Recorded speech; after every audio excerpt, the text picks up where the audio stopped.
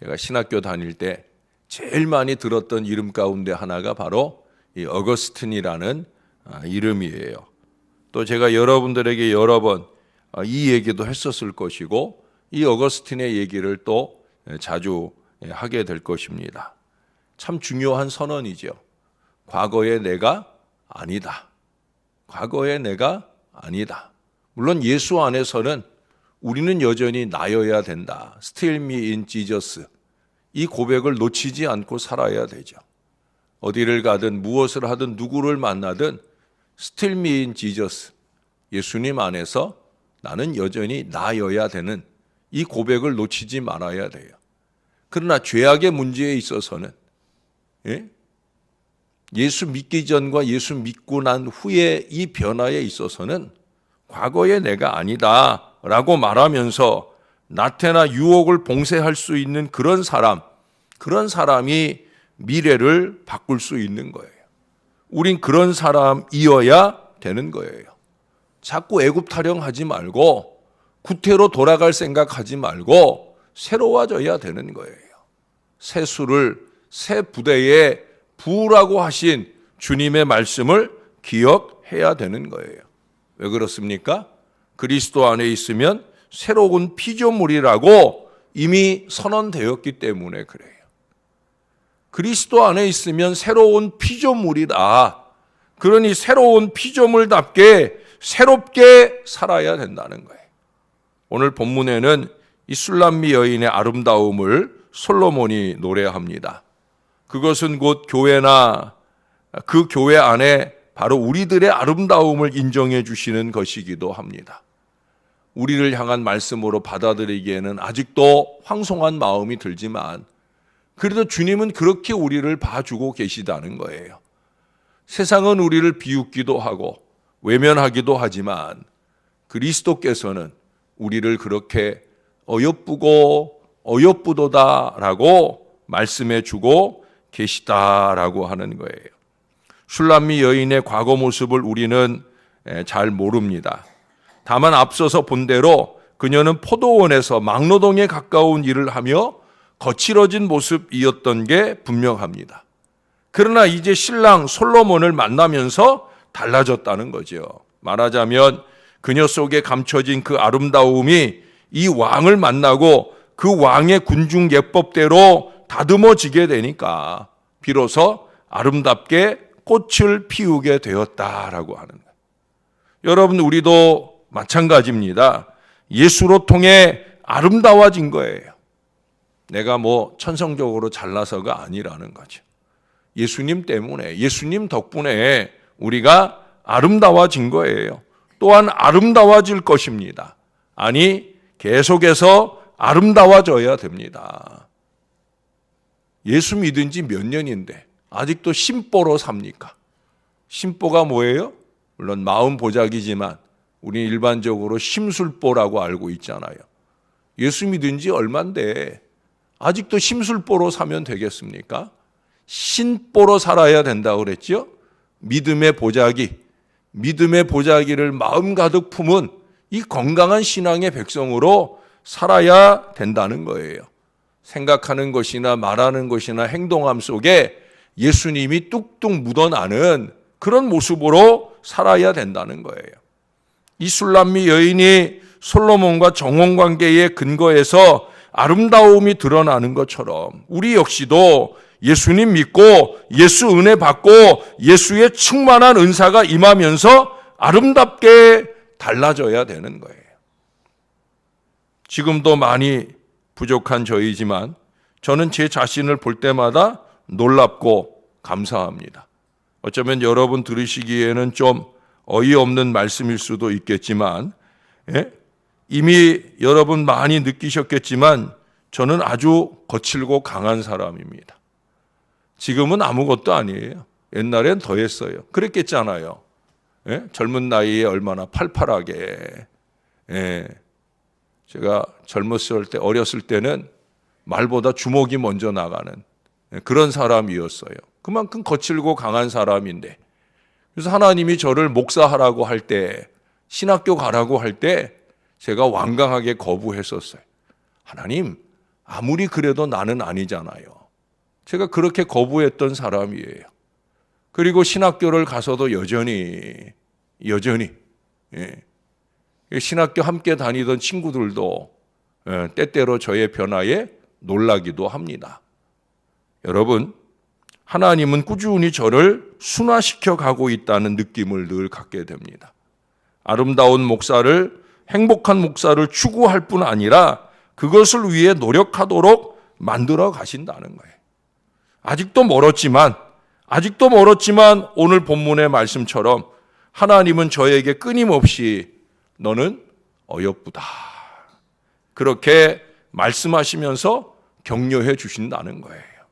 사람들은 뭐 이러니 저러니 말할 수도 있지만 제가 주목해 바라보는 하나님이 저에게 말씀해 주셔요. 너는 어여쁘다. 저는 그래서 어여뻐지려고 노력을 합니다. 외모를 가꾸는 게 아니라 마음을 가꾸고 신앙을 가꾸고 목회적인 심성을 갖고 가면서 주님이 원하는 바로 그 사람이 되려고 노력합니다. 사랑하는 여러분, 지금도 저는 그분의 기대에 부응하려고 아주 조금씩 변화되고 있다는 사실이에요. 그러나 그것은 저의 몫만 아니라는 거죠. 여러분들도 마찬가지여야 된다는 거예요. 저보다 더 오래 믿으신 분들도 있을 거예요. 얼마나 더 오래 믿었냐, 적게 믿었냐가 중요한 게 아니라고 제가 늘 얘기하잖아요. 여러분, 정말 그런 거예요. 잊지 마셔요. 내가 예수 믿는 사람답게 예수의 향기를 내는 그런 거룩한 사람으로 변화되어져 가고 있느냐 하는 거예요. 오늘 본문에 보면은 술람미 여인의 아름다움에 대한 묘사가 7가지 이어지고 있습니다. 제일 먼저 꼽는 게 1절에 눈을 말하고 있어요. 여러분, 눈은 진실을 담아요. 눈의 아름다움은 곧 진실과 순수를 보여준다는 거예요. 눈을 보면 이 사람 거짓말하고 있는지 진실을 말하고 있는지 뻔히 알 수 있다는 거예요. 성경에 보면 다윗의 눈이 아름답다. 그게 그의 신앙을 보여주는 거예요.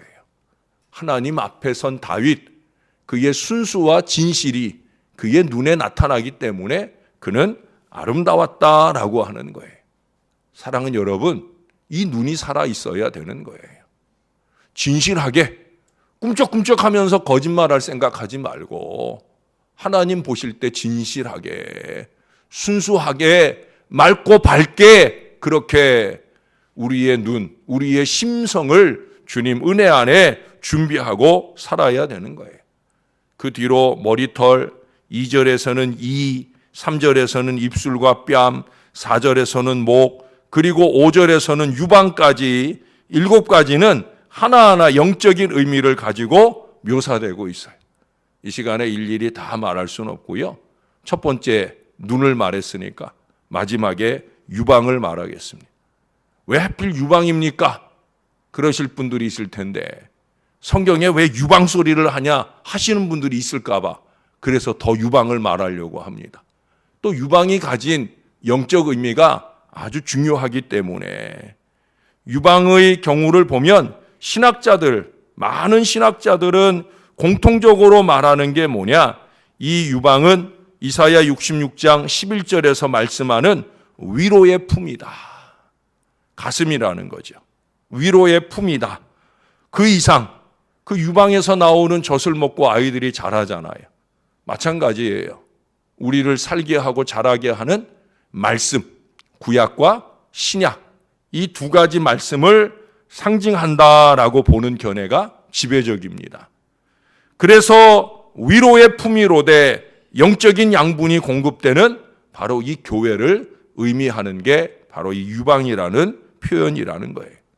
또 다른 신학자들은 세례와 성찬이라고 하는 이 성례전을 의미한다고 봅니다. 그것도 마찬가지예요. 이 역시도 생명과 은혜의 공급이라는 측면에서 앞선 해석과 다르지 않아요. 어떻든지 간에 교회는 여러 면에서 아름다운 생명 공동체여야 된다. 우리가 잊지 말아야 돼요. 교회는 죽이는 곳이 아니에요. 교회는 살리는 곳이에요. 교회는 격려하는 곳이에요. 교회는 붙들어 일으켜 세워주는 곳이에요. 교회는 함께 잘 살아가자고 하는 이 영적 공동체인 것을 잊지 말아야 됩니다. 또한 6절의 말씀으로 볼 때 거룩한 공동체이기도 해야 된다는 거예요. 여러분, 거룩이 뭡니까? 여기 보니까 모략산을 얘기하고 유향의 작은 산을 말하고 있어요. 성전이 세워진 이스라엘의 모리아산을 상징하는 말씀입니다. 여러분, 성전에는 항상 성도들의 기도를 상징하는 이 향, 이 유향이 피어 있었는데 그 향은 또한 예수님의 임마누엘을 보여주는 것이기도 합니다. 그래서 우리가 교회로 오잖아요. 예? 우리가 어디서든지 기도할 수 있고 우리의 기도가 어디서 되어지든 하나님이 다 들으시고 응답하십니다. 그럼에도 우리가 교회로 옵니다. 왜 교회로 옵니까? 이 교회에 주님이 임재해 계신다. 여러분, 교회는 주님이 임재해 계실 거룩한 공동체를 만들어야 돼요. 교회를 더럽히면 안 된단 말이에요. 우리의 거룩함으로 주님이 거룩하게 임하실 공동체를 만들어야 되고, 상하고 낙심된 심령들이 찾아와 위로받고 치료받고 영적인 유익을 얻을 수 있는 그런 공동체를 만들어야 된다는 거예요. 그런 점에서 거룩한 산, 그것이 여기서는 모략산, 유향산으로 표현이 되고 있어요. 왜 그렇게 표현이 되었느냐?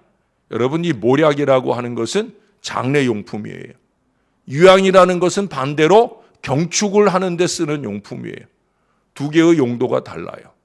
근데 교회는 이 양면을 다 가져야 된다는 거예요. 무슨 얘기입니까?